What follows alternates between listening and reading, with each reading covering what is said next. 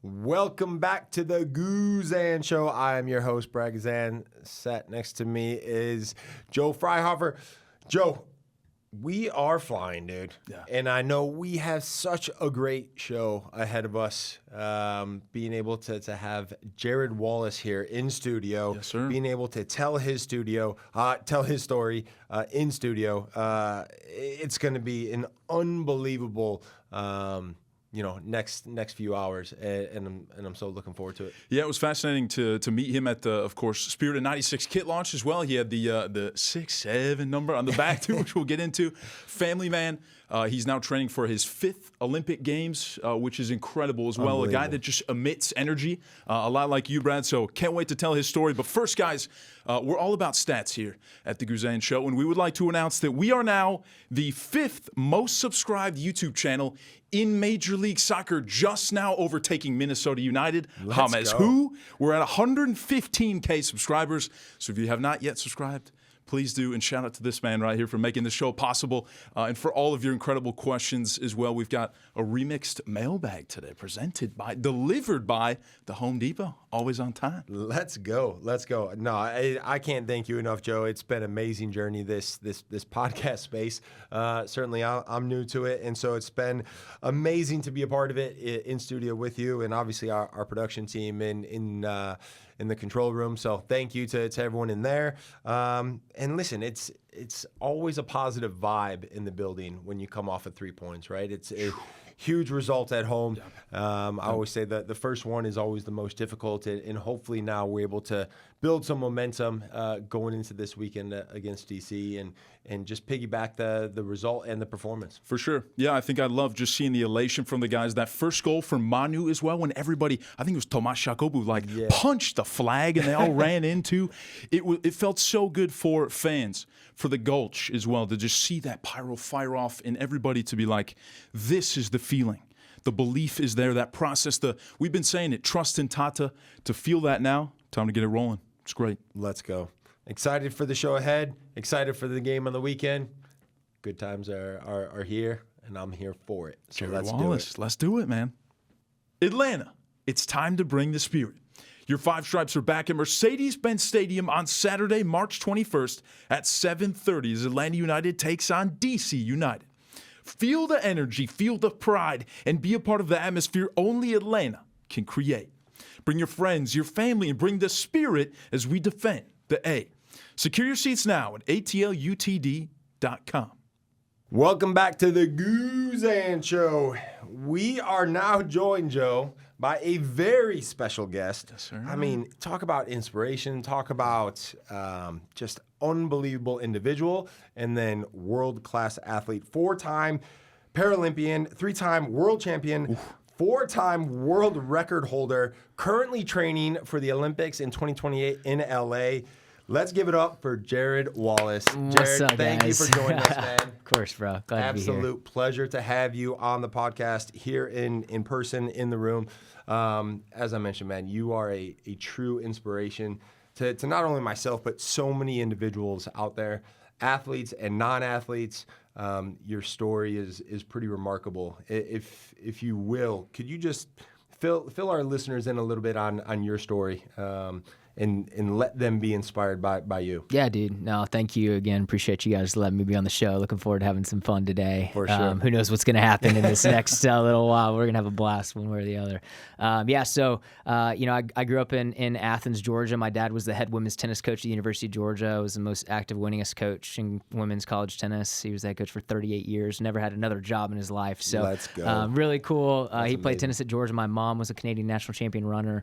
She ran track at Georgia. That was where they met. You could say I won the gene pool lottery when it came to genes there, but for sure. So growing up, I obviously grew up in a really athletic family, and my junior of high school won a couple state titles in running, signed to run track at the University of Georgia, was just super stoked about being able to follow my parents' footsteps as an athlete there. But I'd been dealing with kind of this nagging overuse injury that through most of my high school career, and I kind of was like, hey, you know what, like if I'm going to run at the next level in college with aspirations to maybe running in the Olympics beyond, like I need to figure out if I'm going to be injury prone all of my life or if there's something else going on. So we started kind of looking around. We found a couple other doctors, got some other opinions, and that was where I found out I had something called chronic exertional compartment syndrome.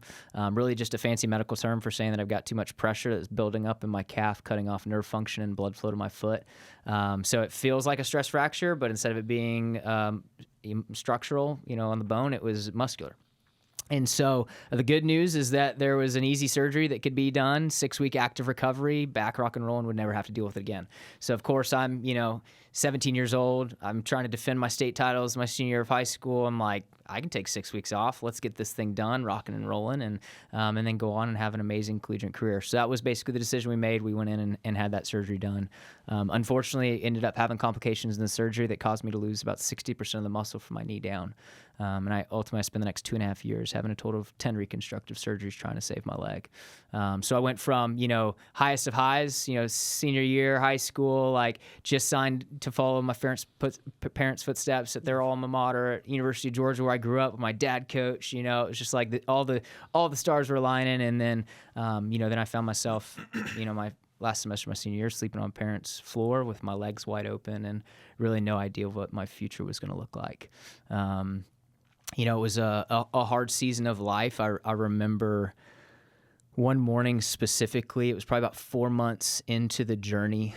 On Sundays, I would go to church with my family. I'd have lunch in the back deck, and then I'd go out for like a long run. It was just kind of like my day of like just clearing my mind, hitting the reset button, getting ready for the next week. And this Sunday wasn't like the first one that I wasn't able to run, but it was the first time like it hit me really that like my life that I thought was just never going to look the same again.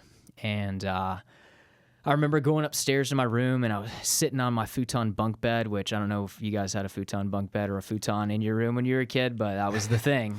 I had one of those. Sure Big energy, bro. Yes, sir. Don't worry. Don't worry. Yep. I'm in the futon area All here, right, too. let's go. I'm with you. All right. Good deal. I love it.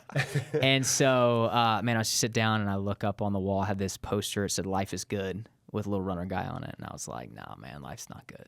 Like, life sucks. Broke the poster, like stormed out of the house, lived like a mile away from the high school track, and found myself on the starting line. And I took off, and what would normally take me about 48 seconds to do took me about 3.5 minutes, and a lot of pain and a lot of limping. I fell across the line, and I was just like, man, why me?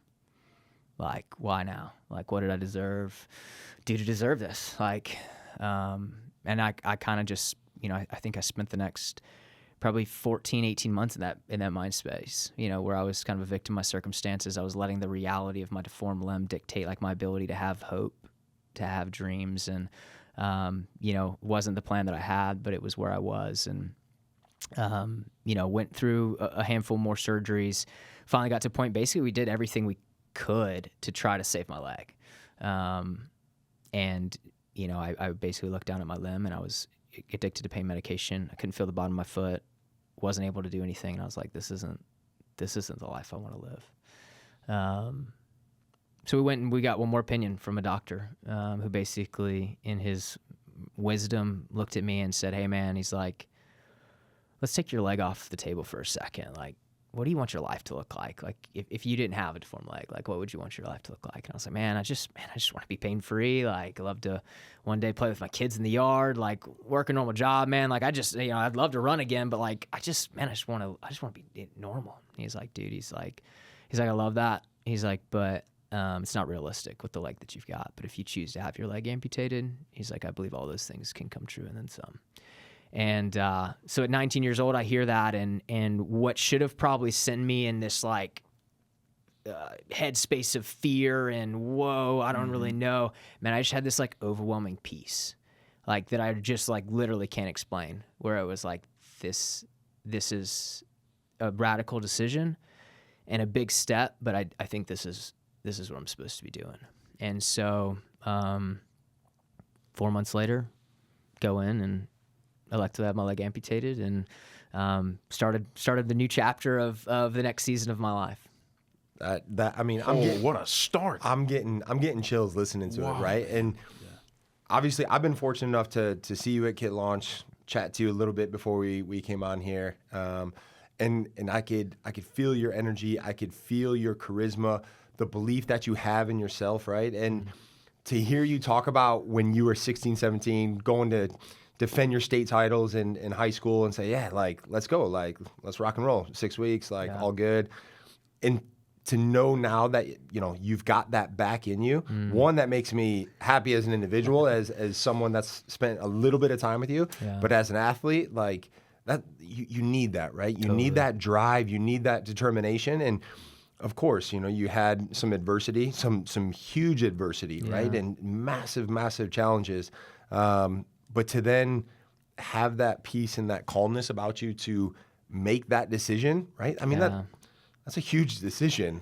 It was, and you know, I think it goes back to just the power of the question that the doctor asked and really what it did in me. Because when I look back now, I realized that during that season where I was just like kind of the why me and just trying to figure out what life was going to look like, what really was happening during that time is I lost my ability to dream. I stopped having goals. I stopped being the person that makes me who I am. And you know, I kind of use this phrase like I was letting the reality of my present circumstances dictate my future hopes and dreams. And you know, adversity is relative. Like, you know, for me, it was also like everyone has something that they've either gone through or will go through. And you know, my challenge is it's okay to be not okay. It's okay to endure those moments, but like, don't ever lose your ability to dream. And even if it's just dreaming for tomorrow, it doesn't have to be dreaming for the stars. And you know, the moment that I left that doctor's office, I got into the hotel that we were staying at, and this was back when they didn't have Wi-Fi in all the rooms, so you had to like go to the business center to get on like the internet. And so like I go down to the business center, and I'm Googling Paralympics and what my life would look like as an amputee and like all the things that I was able to do before, would I still be able to do them? And then I came across the world record list for Paralympic track and field. And less than an hour after hearing that I need to have my leg cut off, I call my parents and I point to the screen and said, my name's going to be on this list. Let's go. Let's go. Oh my, dude, I love that. I flew out of his chair right there. Just, I don't know if that's the 4 espressos or Let's go. Unbelievable. That is so cool. I mean, I'm getting chills, man. That's amazing. Can you take us then, Jarryd? So you have that experience and that visualization with your parents, and you break a record in 17 months, right? Yeah. So you're experiencing this new normal. You're essentially reborn with this new mentality, and you go out there and smash every dream that you had just put forth for yourself. How did you get to that moment? Yeah, you know, I mean, I think a couple things, right? Like, very first out the gate was like, we just did a really great job. My parents did a really great job of like helping me understand how to build great teams. And right, that's what my dad did, is championship coach. He understands the value of building a great team. And so what we did for the next 4 months when we left that doctor's office is we built the great team that was going to allow me to be successful. We interviewed doctors who would do the amputation. We interviewed prosthetic companies who would make my legs. We talked to therapists. We talked to the strength coaches, the trainers. I mean, we literally built a plan for success. And, you know, I walked 6 weeks in a day after amputation. The doctor said 6 weeks was the earliest. Great, 6 weeks in a day, done. I ran for the first time 3 months after amputation. And I won my first race 12 months after amputation. And yeah, there's some drive, and obviously there's some personal grit that comes into that, but it really was the team that we built and the strategy that we had that I was able to be so confident in, that allowed me on the days that were hard, the days that weren't easy, the days where my leg wasn't doing what I wanted to do or whatever, right? That we had, you know, I knew that today was just a day. It was just one day. Like, tomorrow's going to be the next. Like, we've got little steps that we have to take to get towards the bigger goal. And, you know, as you said, I went down to the Pan American Games in 2011 and was seated 6th in a race of 8 people. So was, obviously a pretty clear underdog, but had some really breakthrough training sessions going into it and knew that if I executed our strategy, we would have a really good shot, and won the gold and ran the fastest time in the world that year in the 100-meter dash. This guy's being humble right now. He ran the 100-meter dash T44 11.31 seconds, Bradley. That's what? Listen, I'm not a runner. I'm not a runner. If you guys didn't know, I'm not a runner. That's why I play goalkeeper.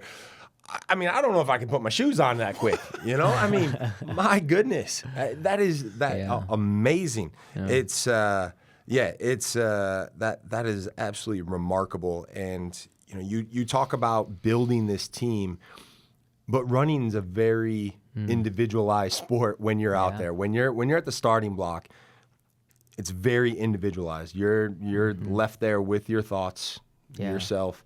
You don't have a teammate per se out there with you competing. I know there's a team behind the scenes, but what is that like when you're on the starting block? What is that What's going through your mind? Yeah, I mean, at that point, like, you know, if you're trying to think about strategy, you know, you've already kind of lost the race. You know, all the prep and all the team time before leads to be able to be confident in that moment. Yes, you have a strategy for that moment. Your objective is just to execute on it. And you know, I always kind of like to tell people, like, and this is probably the same way for team sports, but it's, you know, it's really an individual sport. Like, there's no such thing as a perfect race. You know, the gun goes off and you basically manage the person who wins the race or runs the most consistently over time, learns how to manage the imperfections that happen perfectly. And so what I train for day in and day out is not perfection. I train to evaluate what I do and how I respond to when things don't go well. And I think that there's a lot of life application to that, obviously. But, you know, when I'm taking 48 steps and taking 13 breaths over 100 meters, that, you know, my best time is 10.63 seconds. Like, there's a lot of things that happen in such a short period of time. And if, you know, how do I manage those variables? And the unknowns is going to be the indicator of how well I perform and execute. The attention to detail, right? The amount of steps you know it's going to take you, the amount of breaths it's going to take you to cross the finish line. I think I'd be up there. One, I would certainly have a lot of anxiety waiting for that gun to go off. But if I'm in your shoes, I'm thinking, looking across this line, let's go, because you know what, I'm the fastest one on this block, and we're gonna crush it. But well, I mean, it's like being in a game for you, right? Like, I mean, you're a goalie. Like, you don't want to just stand there doing nothing. You're like, bring it in, bro. Sure. Bring it down here. Send me the go. best shot. Like, I'm ready. I'm here to make sure that your best shot does not make it into the net. For and sure. like, you have to have that energy when you're on the line. If you're on the line and you're like, well, I don't know, this person's here in this race, or I don't really, like, the race is over. Like, you might as well just go back to They've already train. been in your head. Exactly. You can't allow that. Yeah. In anything you do, you can't allow the opposition to already creep into your thoughts, creep into your mentality, because before it goes off, you're already beaten. You're absolutely right. Jarryd, you're actively training for LA 28 right now as well, which is electric in itself. You're an active dad, just like this guy, saying you were dropping the kiddos off before you even came here for the show as well. So thanks for all that you're doing, for coming here too. Could you give us a little view into what is your day-to-day routine like in terms of an elite athlete like yourself? Yeah, it's evolved a ton over the years. You know, gone are the days where I can sleep in and, you know, make breakfast in a quiet environment, get to training when I get there, you know, take a nap in the afternoon, hit the second session in the afternoon. Like, you know, it's just, it's a little bit more chaotic now. I'm 35. I'll be 36 in a few months. I'll be 38 in LA. Obviously, 38 is way different than 28, way different than 22, 23. Hey, just a number. Just a number. Don't let anyone tell you otherwise, all right? Well, you know, the body doesn't recover as quickly, but we train a lot more efficiently and smarter, and so we don't have as much wounds to recover from, I would say. You know, I train 3 days a week. It's what my body can handle. It's what makes the most sense in kind of my protocols. We do double sessions when I do train, so it's morning session on the track, lunch, and then afternoon session in the weight room. Pretty intentional and specific about like what we do on what days. My coaches coached multiple Olympic champions. I'm very grateful to have him as a coach. He's in his 70s and has some of the, you know, biggest arsenal of just wisdom, knowledge, training protocols, and we operate under something called bandwidths. And so, like, we don't have a specific session for each day. We have bandwidths which we adjust towards based on how I feel that day. So here's what the objective for the day is. Here's the reps and the distances you can consider, or here's the amount of jumps and the type of jumps you can consider. And based on what you evaluate, as far as how your body's feeling that day, how you're moving that day, where you are, like your arousal mentally, like are you engaged, are you locked in, or are you kind of distracted and faded? Like, you kind of have to figure those things out and then make the best decision in the moment for that day, so you make sure that your output is proper. Because if you go in and you say, like, I got 10 jumps today, but you're in a headspace that can only manage 5, but you just blow through to do 10, that's how you get hurt, right? And so that's what I mean. Like, when we're just training smarter now, you know, missing a jump or two is not going to kill me, because I know later in the year we're going to get those back at a different session when I'm ready for it. And so I have the bigger picture in mind, and I think that that's what's has helped me, even with the kids and family and just kind of the busyness of life behind the scenes, just kind of keep everything in perspective. I try not to let my highs be too high, my lows be too low. Sometimes it happens, it is what it is, but I try my best to just kind of stay somewhere in the middle because, if you are too reactive about anything, you miss the big picture. It seems like, you've mentioned that phrase, big picture. You guys are very similar in this way. I've always known Brad, too, of just being, it's bigger than me. The club is always going to be here, the game's always going to be here, but what's my impact? What am I doing with people in the community as well? And I know you're a very busy man. You've got Everybody Can Move, Georgia as well, too. Could you tell the viewers at home a little bit about what that organization's like? Yeah, I've been very fortunate. It's a national organization called Everybody Can Move. The objective is to get legislation passed for access to secondary prosthetic devices in every state. So from a prosthetic standpoint and durable medical equipment as a whole, insurance will cover your primary prosthetic, but anything beyond that is not covered. And so, think about, obviously if you want to be active and you want to be able to run, that is not medically necessary is kind of what they deem it, regardless of what your job is or how you pay for insurance. Hopes and dreams are. Right. And then like even something as simple as like a shower leg, not everybody wants to be an Olympian, but maybe someone wants to be able to actually stand up in the shower and like be safe. Right. And so there's just so many different things like that just, historically haven't been considered. We've been very fortunate to have an amazing team leading that initiative. And last year we were the first state ever to get legislation passed in 1 year.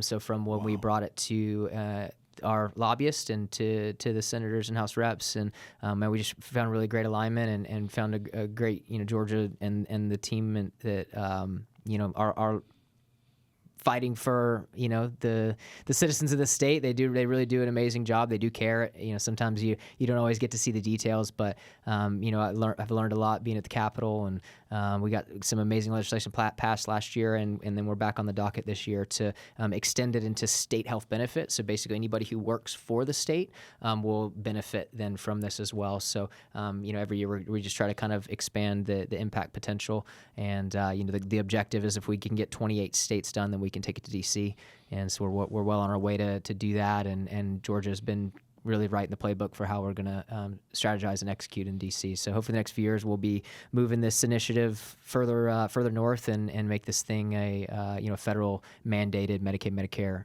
a plan so that everyone can Love access. That. Joe, you know what I'm learning? Do not bet against this guy. I mean, listen, whether he will do it. Yes, I mean, getting legislation passed in record time, setting world records like. As soon as adversity is staring him in the face, he's conquering it. He's like, no, I'm finding a path. I'm going to beat it. This is it. I'm doing it. That's amazing, man. I appreciate that. I'll say the one constant there is the great teams. I have, and again, I've learned this from my dad. Like I've learned how to surround myself by great people, aligned visions, build great teams, and move at the right time. And so nothing that I have done or accomplished has been on my own merit. I have been a great player in the arena, and just very fortunate to have great teams, great people around me to do some pretty awesome stuff. I love that, man. I love that. I know you're also doing some work with a facility, with a training facility to try and put some pieces together. Can you tell us a little bit about that? Yeah, dude. So obviously, the word legacy has been thrown around a few times, and I know you're in that season, right, where it's like, hey, career as far as a football player is over, but like I want my legacy to go beyond what happened on the pitch, and I'm in that season right now, right, where I know my retirement is upon us. LA 28 will be my last games, fifth games, which to be able to say that is just unbelievable. Insane. Wow. I mean, geez. 5 games, yeah, it's just really, really, really crazy. So I've just been, again, so fortunate. But I look, as I look ahead, I think to look ahead, sometimes you have to look back. You say, okay, where have I been? What have I experienced? Then what do I really want to leave? And for me, I don't like the medals are great, the records are great, but like they go away, and they're like.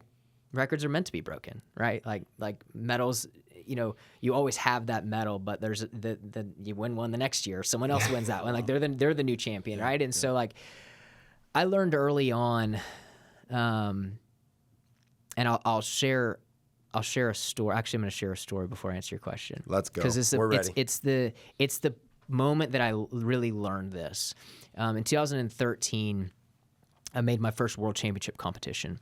And I I did run at the games, this 2011 at Pan Am's, then I was in London in 2012. 2013 was the first World Championship team I was able to make. And so I went in, I knew I was the favorite for the 200 for sure, was competing in the 100 as a contender for the podium, and then our relay team was, contender for gold. And so went in with a lot of energy, a lot of swag, bro. Like I was like, no one can touch me here. Like, Let's go. I love get that on, confidence. right? Yeah, I'm him. Facts, bro. I got on the start line in the prelims, and I was like, I just have to run the first 150, and then I'm just going to shut down, save energy for the finals the next day, and then they can deal with me then. So I crossed the finish line after running 150 and shutting down, like kind of just jogged across the finish line. The crowd erupted, and I was like, oh, maybe something happened, like maybe someone threw, or jumped, or what, I don't know, something else was going on. And then I looked at the clock, and I broke the world record. And it was the first time I had like officially broken the world record. And I go into my first interview, and the interviewer was like, Jarryd, brilliant run, world record performance. Are you going to run faster tomorrow? And I was like, I mean, I don't know, like maybe, but tomorrow's about like winning the gold medal, so just going to do what it takes to win tomorrow. So go to the next interview. Same thing, like, Jarryd, amazing, like world record. Are you going to run faster tomorrow? Literally the first 4 interviews, that was the very first question I got asked. I go to later that evening, I kind of get back to the room. I was thinking about the question. I was like, I'm not going to worry about it right now. Like, got to focus up for tomorrow. Tomorrow's about, taking care of business, getting the gold. So next day, the gun goes off, break the world record again, take off half a second from what went in, going in. The day prior, he was only at 70% when he knew it. So he's like, they're asking him this question, are you going to run fast? Well, damn straight, I'm going to run faster tomorrow. This is only 70%. Tomorrow, I'm going to turn up for the entire race. Right. So broke the world record, won the gold, check the first box, for my goals for that week. Get to the same person who interviewed me for the first question next day. She goes, Jarryd Wallace, world record performance, gold medal. How fast do you think you can run the 200? And through the rest of, I had about 10 interviews that I got asked, and about half of them asked, how fast do I think I could run? And I got back that night, and I was just journaling kind of my experience, my process. I always kind of like to do a little bit of self-evaluation, both like mentally, emotionally, but also then performance-wise. And I wrote down those questions. Are you going to go faster tomorrow, and how fast do you think you can run? And one of the things that I kind of took away from that event and realized is that the world will never be satisfied. And the reality is like, I just did something that no one had ever done before. And the very first question that I was asked is, what's next? Are you going to do more? Are you going to go faster? Are you going to be better? And I realized that, like, to the world standards, the bar is always moving. You hit a quota at work. What's the first thing they do? They move the bar. They're like, well, if you can do that, then you can go more. So let's push for more. And so we're always chasing things. And I don't think that that's inherently a bad thing, but it is inherently a bad thing if you put your value in that.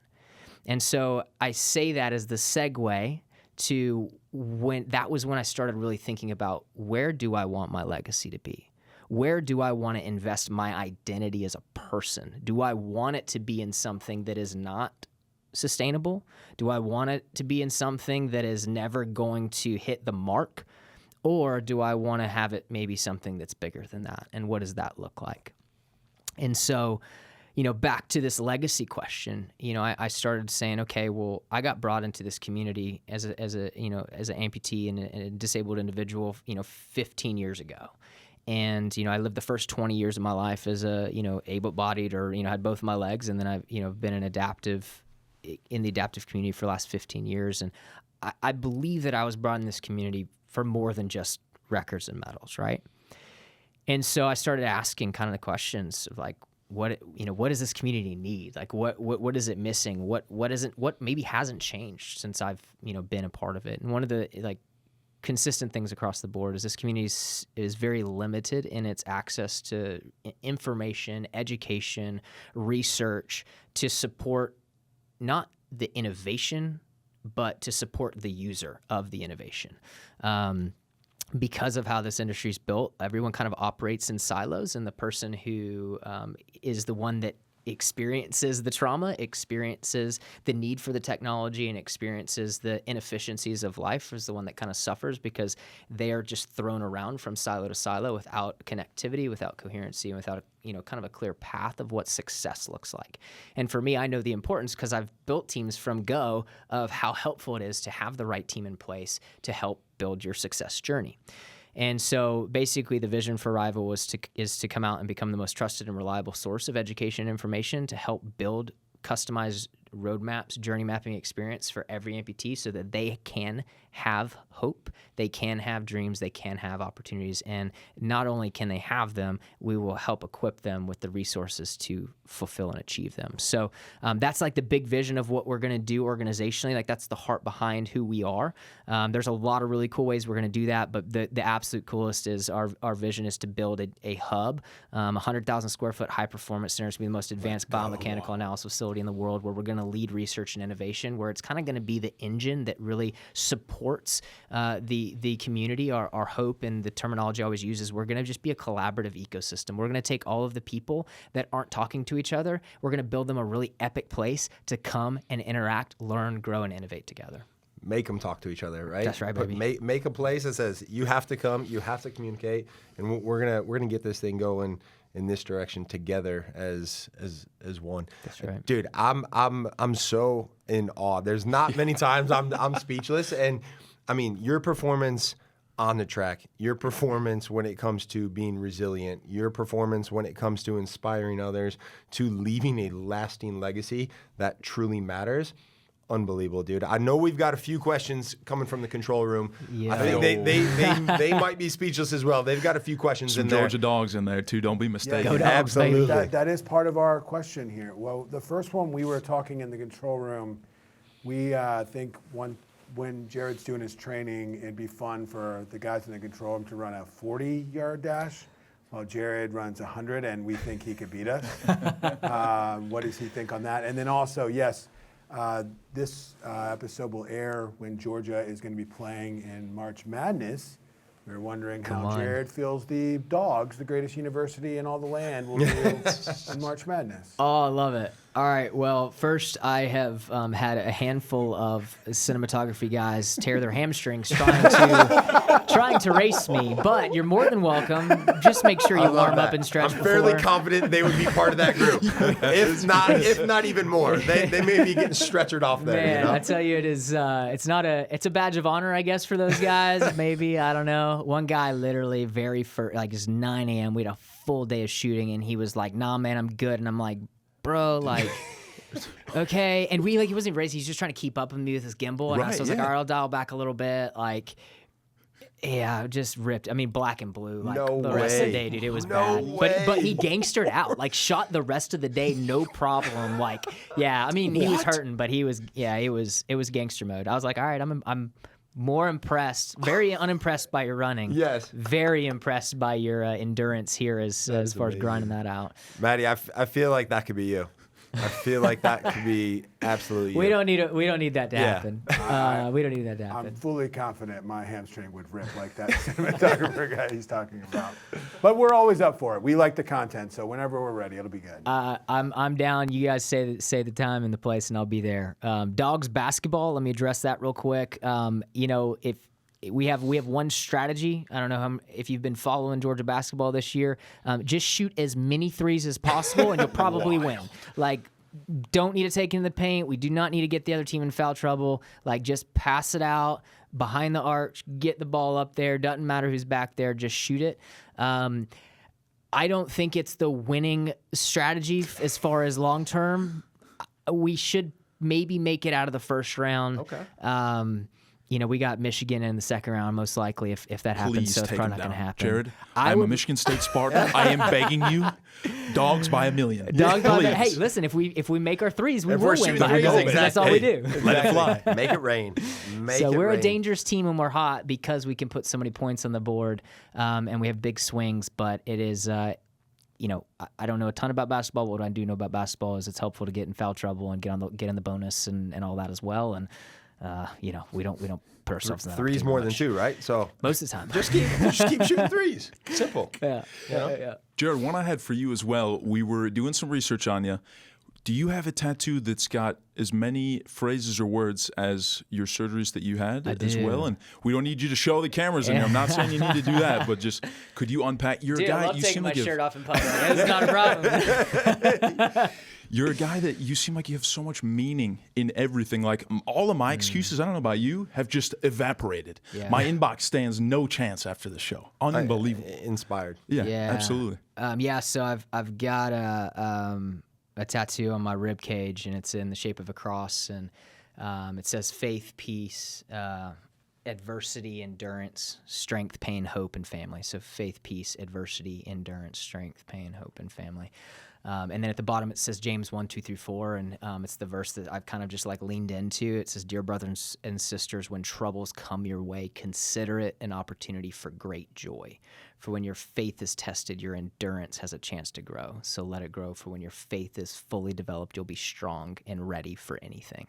And, when I was going through early stages of everything, I did not find joy in adversity. I was trying, but it was hard.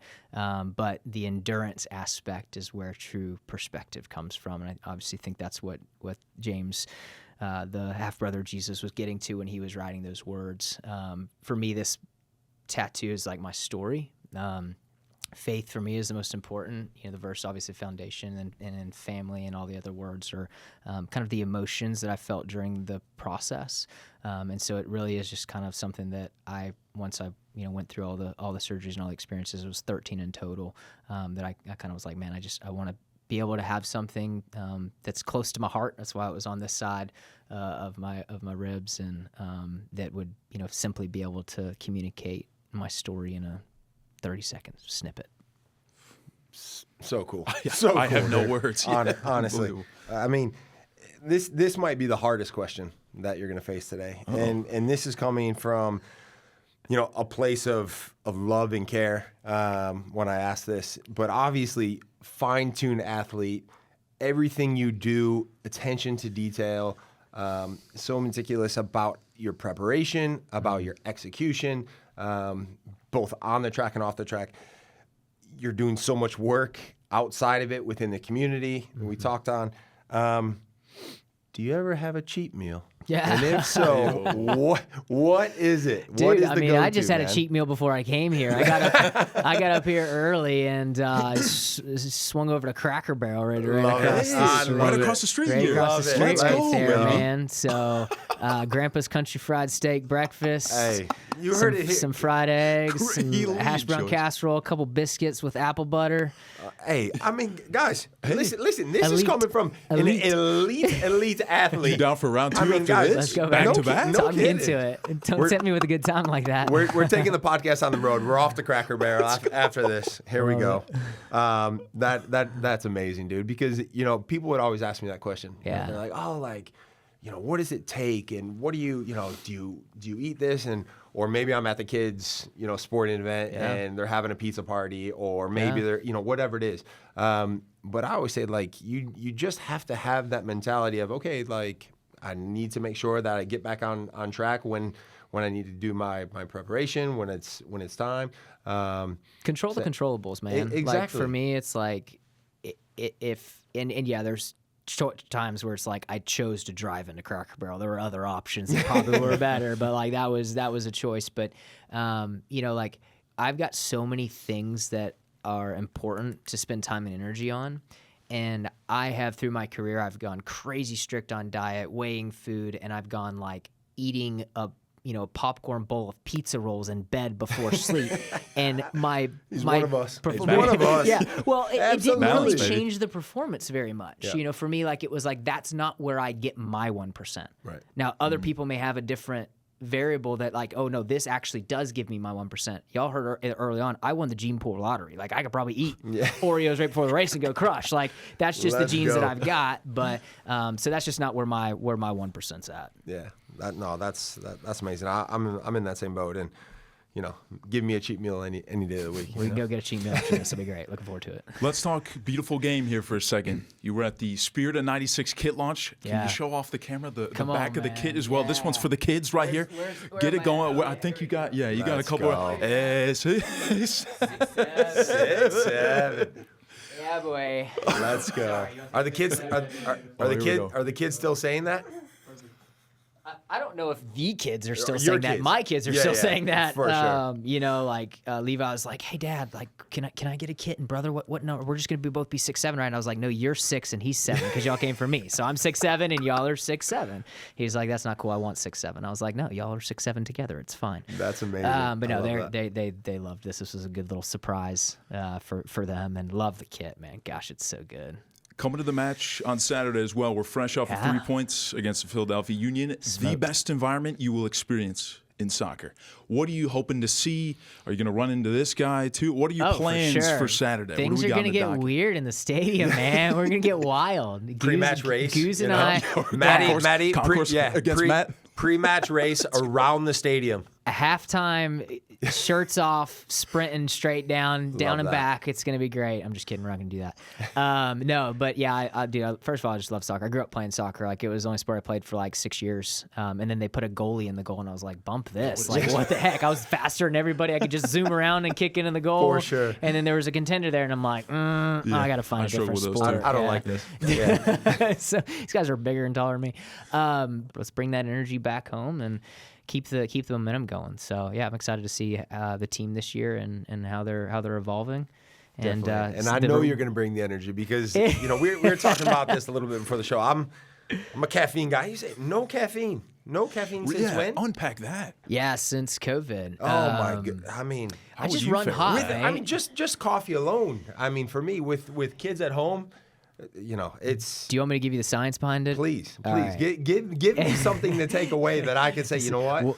One of the doctors who's on your podcast listens, like, just tuned their ears on. They're like, I can't wait to fact check this kid. Let's go. This is not right.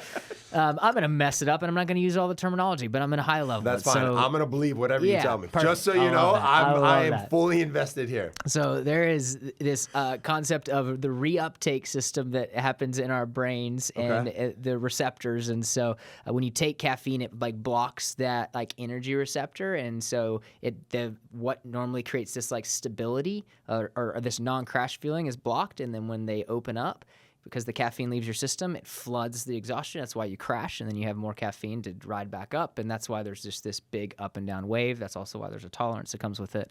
And so... Let me put this away. Yeah. I believe so it. for me, it was like, I was crushed caffeine all the time, and it took me about 3 or 4 months before like I stabilized. But it was during COVID. I'm like, I ain't got nothing else going on at home. So like, let's just do something. I can't challenge myself outside, so I'll just challenge my body on doing something new. And dude, since then, like my energy levels have been higher. I don't have crashes ever. I wake up alert. I go to sleep. I get really good rest. Like it's been a really good change. I also, dude, I just run hot. Like like. Blood pressure's probably higher than it needs to be. Like, I just bring the energy at all times. Like, I just don't need caffeine. So does he, and he still drinks caffeine. Let's go. The energy levels in this room are high, and I'm here for it. I'm here for it. Come on. That is amazing, dude. Unreal.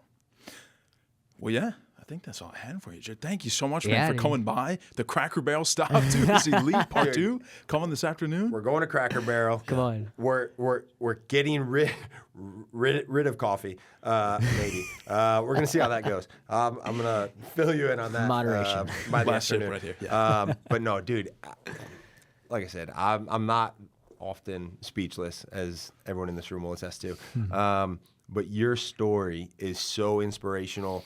You are changing people's lives both by what you're doing off the track, but also on the track. And you will have no bigger fan than myself and everyone here at Atlanta United cheering for you come 2028 in LA.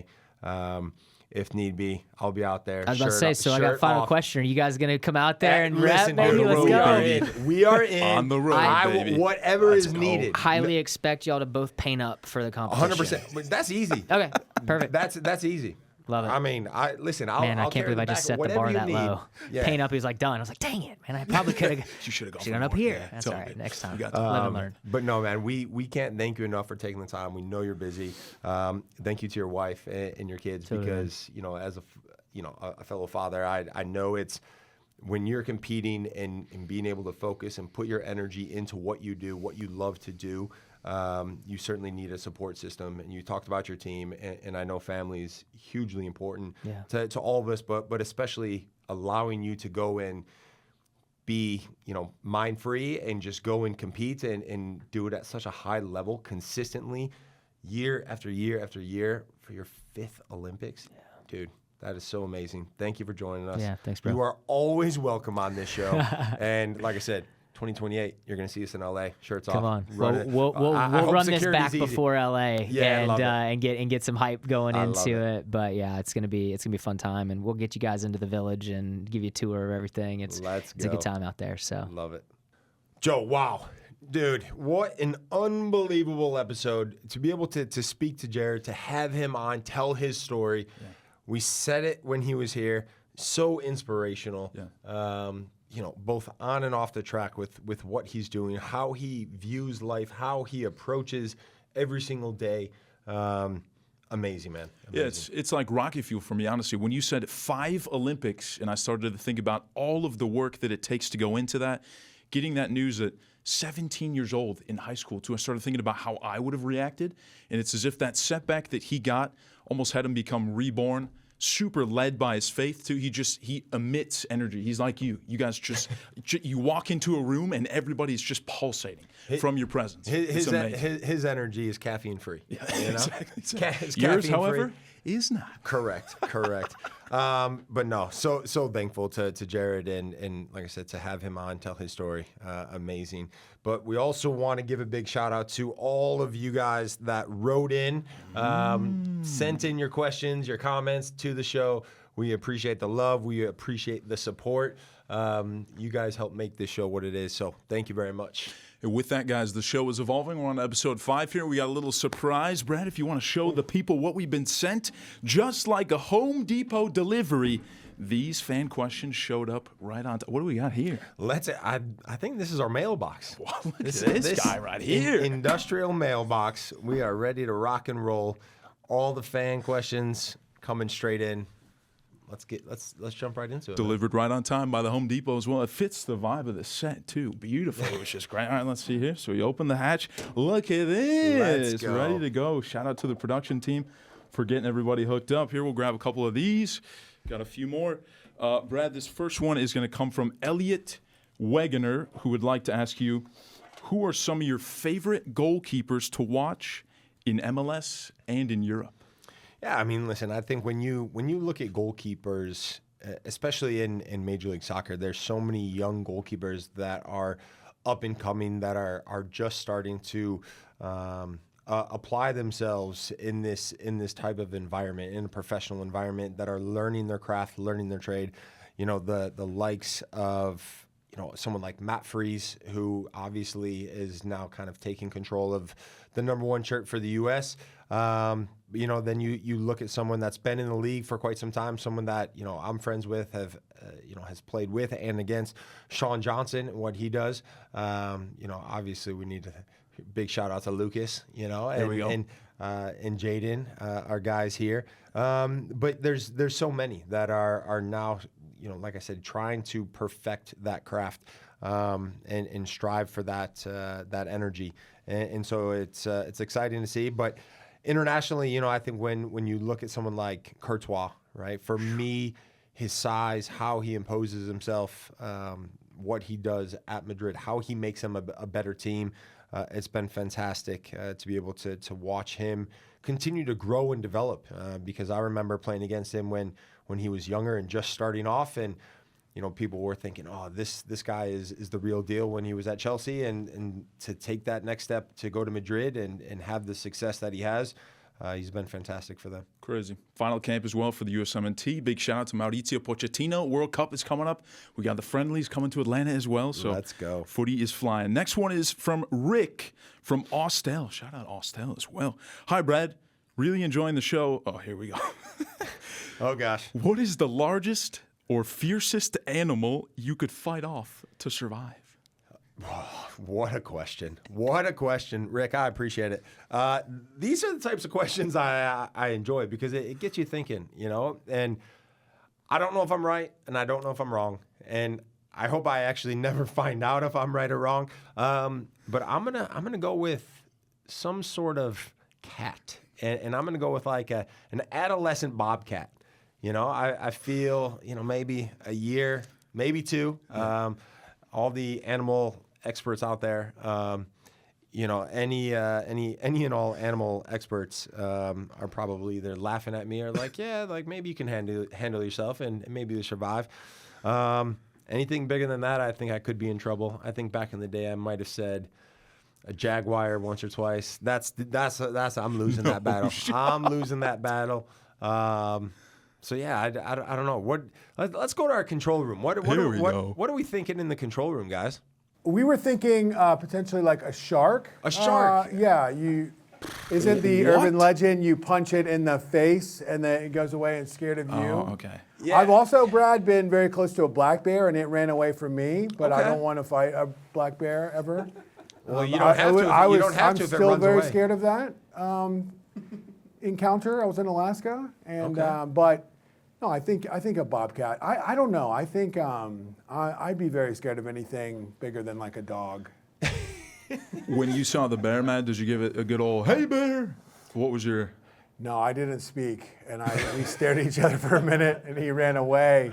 And I was in this secluded place in Alaska where the guy who was at the property, he sent his dog out to bark at it and get it scare it away. He was like trained to bark, but yeah, I don't recommend going up against a black bear. The guy sent his dog out to go bark at the bear. I mean, that sounds suffice, you know? I'm going to need you to go to bark at the bear. All right, perfect. I just saved your life. Wonderful. R_Jesus or Jesus, not sure. I'm going to have to check up on that one afterwards. How would you fare against Luis Suarez in a fight? Oh. Guys, come on now. Listen, I think we both have a little crazy in us. I think we certainly have a little crazy. Yeah, I'm gonna back myself. I'm gonna back myself. You know, I think I've got enough of an ability to hit the switch and go full crazy. So, but listen, we're not about fighting. We're a show of love. That's right. And respect, and so yeah, you know, we've certainly have had our beef, you know, on the field. We don't need to mention the old net shenanigans from a few years back, but you know, I think there's certainly a respect level, especially when it comes to competing. From the tall Braden, who do you think was the most lethal goal scorer who ever played against you? Oh, oof. That's a really good question. It is. I mean, I think when you look at, I mean, listen, I conceded a lot of goals, to be honest. You know, who probably scored the most, I don't know. But I mean, the likes of whether it's Drogba or Aguero or Tevez or, you know, I could probably name Van Persie. You know, it's funny because I feel like I see this clip, Wayne Rooney to Van Persie hits this full volley from 50 yards away. It just constantly, my algorithm on my phone, it knows that I'm just so upset and sad about it. It just somehow finds its way onto my phone. And yeah, I mean, I don't know. I've been fortunate enough to play against some unbelievable world-class footballers, unfortunately or fortunately, depending on how you look at it. And yeah, I came up short against all of them. Does it ever haunt you in the night when you're deep in like REM sleep and you're like, man, if I just could have gotten that top hand up there? Exactly. You know, a little bit more gym work to become a little bit stronger, to jump higher and you know, push farther and just a stronger hand. But yeah, it's I try not to let that creep into my mind too much. What a list, by the way. Van Persie, you said Rooney, Tevez too. Yeah, Crazy yeah. deep cuts. Stroba, unbelievable. Last one, Brad, is going to come from Kennedy DeBoyan. Favorite save of all time? Of all time. You know, I don't, and this maybe touches a little bit on that mentality we were talking about with Jarryd a little bit. You know, I don't. One, my memory's terrible. I don't have a good memory, so that's part of the reason. But also, it was it was never about, you know, what was my best save or favorite save. It was always about the next save, and that's how I approached it. And you know, I was, I think, more critical of the things I maybe could have done better within games to push myself for the next time that we had played or the next practice, whatever it was. And so I was always looking at the little details of how can I get better, as opposed to, oh yeah, that's an amazing save, or oh yeah, I was a little bit lucky today and I was able to get a fingertip and push it onto the bar or whatnot. You know, if I was going to go through, I think, you know, the save in MLS Cup, you know, in the final, that only because of the importance of the game, you know, that was huge. There were certainly saves throughout my career that I looked at, maybe not as the best saves, but they gave me that courage and belief in myself to carry on pushing and fighting for that spot of playing consistently and being a part and showing that I belong. And so those saves for me had real meaning. That always stuck with me too. When we were shooting your retirement video last season, you told me you'd never watched the MLS Cup from start to finish. Do you ever go back and watch like an old Prem match of yours or something from 20? Nothing? Nothing. Sometimes my kids will pull up videos on YouTube and be like, Dad, remember this moment? Yeah. And it won't be of a save. It'll be of an absolute blunder. And I'll be like, thanks, guys. I appreciate that. But, you know, it's, I've never gone back and watched it, you know, with 4 kids and all the things going on. You know, it's never something that kind of crossed my mind. So, yeah. It's in the glory forever. Exactly. Life gets in the way, you know? Yeah, exactly. Speaking of, this has been a glorious mailbag presented by Home Depot, delivered right on time. Shout out to Home Depot for this lovely mailbox here. Smashed it. There we are. Episode 5 in the bag as well. Let's go.